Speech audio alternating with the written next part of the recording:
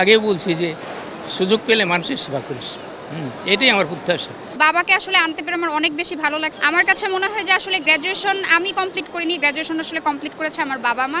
I think I am so lucky যে আমি আসলে আমার বাবার সাথে কনভোকেশনে আসতে পেরেছি। এত দূর পর্যন্ত আসতে আসলে সবচেয়ে বেশি অনুপ্রেরণা বোথ বাবার এবং বোথ মায়ের। অনুভূতি আমার বর্ণনা করার ইয়া নাই, যে আমি খুবই আনন্দিত। মেয়ের পাশে প্রত্যাশা যে সে একজন ভালো মানুষ হয়ে মানুষের সেবা করুক, স্বপ্ন আর কি আছে। আমি তো এখন যাওয়ার পথে, তো ও চাই, আমি ও আগেও বলছি যে সুযোগ পেলে মানুষের সেবা করিস, এটাই আমার প্রত্যাশা। তো যা যেন কোনো ক্ষতি না হয়। এই অনেক বেশি ভালো লাগছে আসলে। অনেক সন্তানই আসলে বাবা মার সাথে কনভোকেশনে অ্যাটেন্ড করতে পারে না, হয়তো বাবা মা গত হয়, হয়তো সন্তানের সাফল্যটা দেখে যেতে পারে না।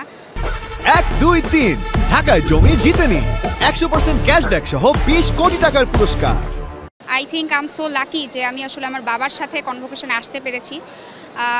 যদিও বা সীমিত কিছু কারণে একজন গেস্ট অ্যালাউ করেছে, দ্যাটস ওয়াই আমি আমার মাকে আনতে পারিনি, বাট দূর থেকে সে শুভেচ্ছা বার্তা জানিয়েছে এবং সে ভার্চুয়ালি আমাদের পাশে আছে।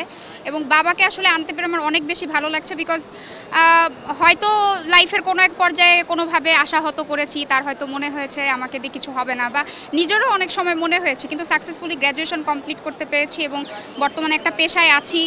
তো সব কিছু মিলে আসলে প্রাপ্তির জায়গাটা আমি বলবো যে হয়তো 100% না হলেও কিছুটা হয়তো পূরণ করতে পেরেছি। তো এটাই মূলত আসলে স্যাটিসফ্যাকশনের জায়গা যে আসলে গ্র্যাজুয়েশন হয়েছে এবং সমাবর্তনে আমার বাবাকে নিয়ে আসতে পেরেছি। এত দূর পর্যন্ত আসতে আসলে সবচেয়ে বেশি অনুপ্রেরণা বোথ বাবার এবং বোথ মায়ের। আসলে কাউকেই আমি 100% মানে কাউকে আমি আসলে এগিয়ে বা পিছিয়ে রাখবো না, আসলে দুইজনেরই সমান অবদান। অর্থনৈতিকভাবে হয়তো বাবার একটা সাপোর্ট ছিল আর মানসিকভাবে মায়ের সাপোর্ট, কিন্তু হ্যাঁ, বাবা আসলে অর্থনৈতিকভাবে সাপোর্ট দিয়ে ক্ষান্ত থাকে না, তার চিন্তা করতে হয়, যেহেতু প্রাইভেট ইউনিভার্সিটিতে পড়েছে, এটা দেশের একটা অন্যতম নামকরা private university, university of Asia Pacific. So তার ওই ব্যাপারটা চিন্তা করতে হয়েছে যে মেয়েকে পর্যাপ্ত পরিমাণে আর্থিক সাপোর্টটা দিয়ে তার গ্র্যাজুয়েশন কমপ্লিট করানো। সো আমার কাছে মনে হয় যে আসলে গ্র্যাজুয়েশন আমি কমপ্লিট করিনি, গ্র্যাজুয়েশন আসলে কমপ্লিট করেছে আমার বাবা মা। এবং এই ফুল সার্থকতার জায়গাটা আমি আসলে আমার বাবা মাকেই ডেডিকেট করতে চাই। এখানে আমি মনে করি আমার আসলে বিন্দুমাত্র বললে ভুল হবে, হয়তো বা আমার এতটা এফোর্ট সম্ভব ছিল না যদি কিনা আমার বাবা মা আসলে আমাকে ওই সাপোর্টটা না দিতেন।